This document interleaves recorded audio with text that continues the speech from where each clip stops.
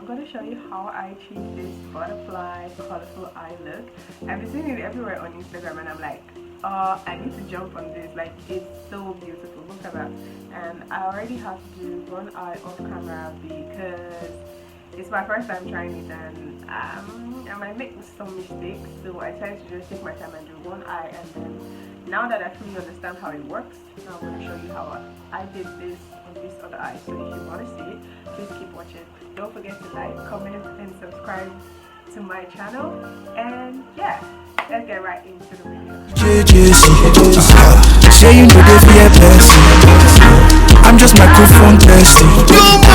Come on, survive BMS.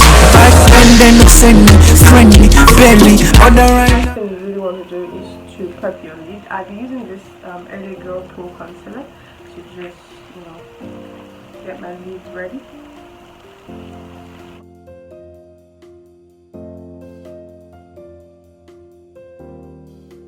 You're going to use a stippling brush like this to just sort of tap it down